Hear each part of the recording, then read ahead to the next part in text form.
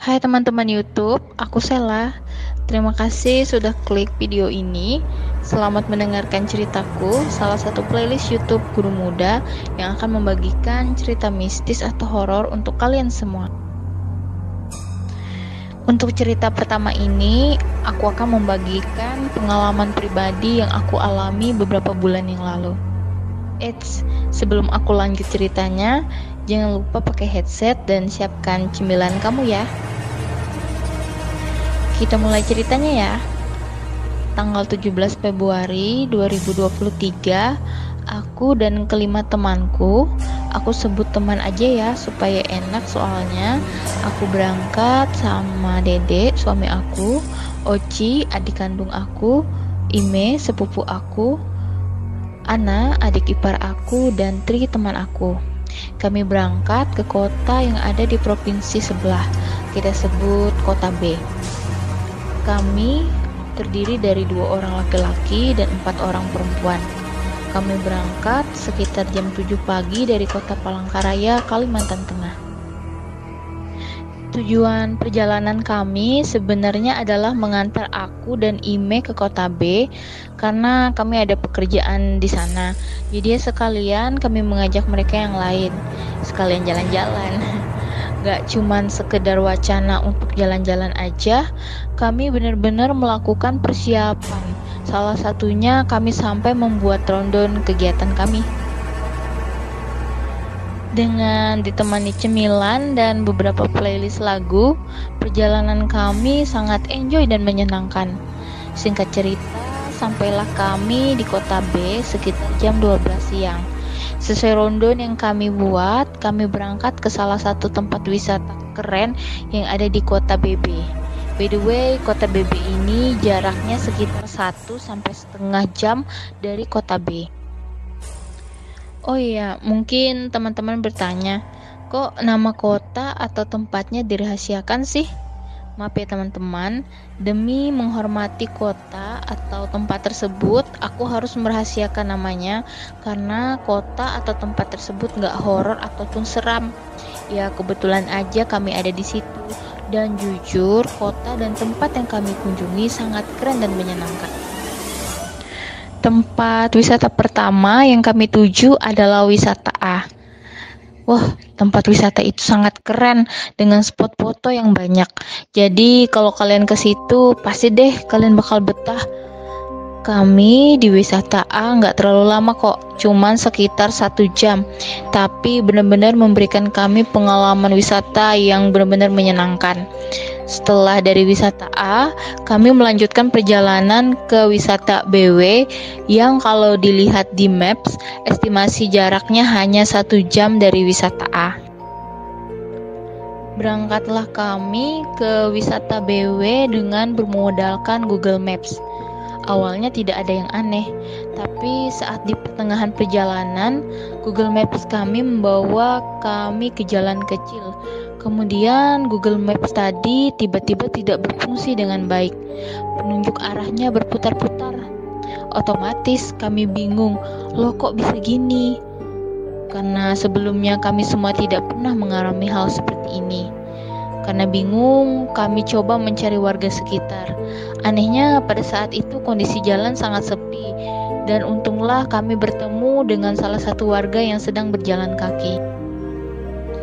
Kami segera mendatangi bapak tersebut dan bertanya, "Pak, di mana ya arah ke wisata BW?" Bapak itu pun menjawab, "Ke arah sana, Dek," sambil menunjuk jalan kecil yang Google Maps tunjukkan sebelum Google Maps kami error. "Oke, terima kasih Pak," ucap kami sambil tersenyum. Kami pun segera menuju jalan yang Bapak tadi tunjuk. Jalan yang kami lewati bisa dibilang jalan kecil karena hanya jalan berbatu. Namun ya masih oke untuk dilewati kendaraan beroda 4. Kemudian kami bertemu persimpangan. Kami bingung tetap lurus atau belok ke kanan. Wah, aku ingat banget waktu itu kami bingung ditambah si Google Map masih error. Akhirnya dengan sedikit keraguan, kami memutuskan untuk tetap lurus. Tapi kok jalannya gini? Pikirku dalam hati. Jalan yang tadinya berbatu, di sananya lagi jadi jalan setapak dengan tanah liat. Betapa takutnya kami saat ban mobil meliuk-liuk karena jalan yang kami lewati sangat licin. Apalagi di beberapa bagian kanan dan kiri, jalan yang kami lewati sepertinya jurang. Kami pun mulai ragu apa jalan yang kami lewati itu benar. Beberapa menit kemudian, kami berpapasan dengan seorang kakek dan nenek yang sedang berjalan kaki. Sebenarnya kami bingung, kok ada kakek dan nenek di situ, sedangkan jalannya sepi dan tidak ada rumah warga di sekitar situ. Dengan senyum, kami bertanya, "Permisi kakek dan nenek, mau tanya arah jalan ke wisata BW di mana ya?" Kakek dan nenek itu tidak menjawab sepatah kata pun, hanya mengisyaratkan ke kami untuk tetap lurus. Kami pun berterima kasih dan melanjutkan perjalanan kami. Kondisi jalan yang kami lewati itu tidak berubah, tetap jalan setapak dengan tanah liat. Ya, rasanya benar-benar menguji adrenalin. Ini wisata tambahan, celetuku di tengah kondisi kami yang sedikit panik. Dede pun bilang gini, "Masa iya jalan ke tempat wisata kayak gini?" Kami semua hanya diam dan sambil mengangguk, seolah mengiyakan apa yang Dede katakan.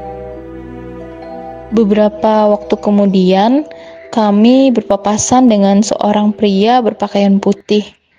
Mohon maaf, salah satu bola matanya berwarna putih. Kami pun bertanya lagi, "Permisi mas, arah ke wisata BW di mana ya?" Pria itu pun langsung menjawab, "Di sana." Tangannya mengisyaratkan bahwa kami harus tetap lurus. Kami pun berterima kasih dan melanjutkan perjalanan kami. Jujur, kami pun dibuat bingung lagi sama seperti kakek dan nenek tadi. Ngapain ya ada orang lewat jalan itu? Jalan yang kami lewati tambah licin. Sampai-sampai ban mobil yang kami tumpangi amblas. Dedek pun menyuruh kami semua untuk turun dari mobil agar mengurangi beban mobil tersebut. Harapannya ban mobilnya tidak amblas lagi. Walaupun kami sudah keluar dari mobil, tapi ban mobil itu tetap amblas. Melihat keadaan yang seperti itu, Oci segera mengajak kami mendorong mobil. Dorong sekali, tetap amblas. Dorong sekali lagi, tetap amblas. Ban mobil kami benar-benar tidak bergerak sedikit pun. Tri segera mencari kayu di hutan yang ada di sebelah kiri kami. Tanpa berlama-lama, Tri pun mendapatkan kayu tersebut yang akan diletakkan di ban mobil kami. Kami pun mendorong mobil untuk ketiga kalinya, sambil berdoa dan mengatakan, "Dalam nama Tuhan Yesus." Puji Tuhan, mobil tersebut bisa bergerak dan tidak amblas lagi. Dan puji syukurnya lagi, tidak jauh di depan kami, mungkin sekitar 200 meter, ada jalan beraspal dan ada kendaraan yang lalu lalang. Dengan perasaan lega, kami berjalan menuju jalan beraspal itu. Kami tidak masuk ke dalam mobil, jadi hanya Dede aja yang ada di dalam mobil. Sesampainya di jalan beraspal, orang-orang pada bingung ngelihatin kami keluar dari jalan kecil itu. Ditambah kondisi pakaian kami kotor, kena tanah liat. Apalagi Ana, Ime, dan Tri yang mendorong mobil dari belakang. Jadi baju dan celana mereka keciprat tanah liat. Walaupun kami sudah lega karena berhasil keluar dari jalan kecil itu, tapi kami masih was-was karena beberapa dari kami mengalami kejadian yang janggal.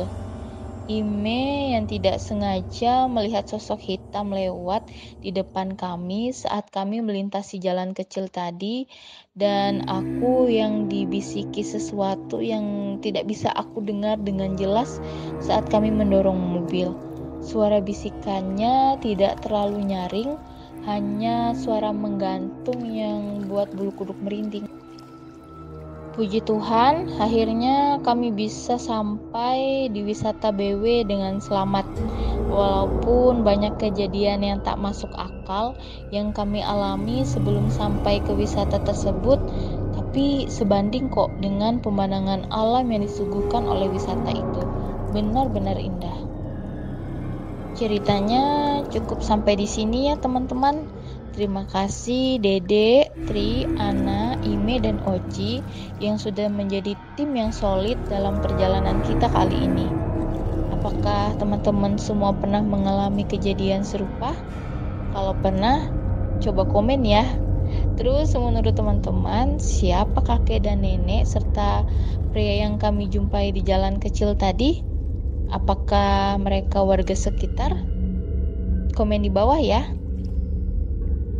Terima kasih karena teman-teman sudah mengikuti ceritaku dari awal. Percaya atau tidak, itu terserah teman-teman. Yang pasti, apapun yang kalian alami, berusahalah untuk jangan takut, sebab Tuhan selalu beserta kita. Sampai ketemu di ceritaku selanjutnya. Bye!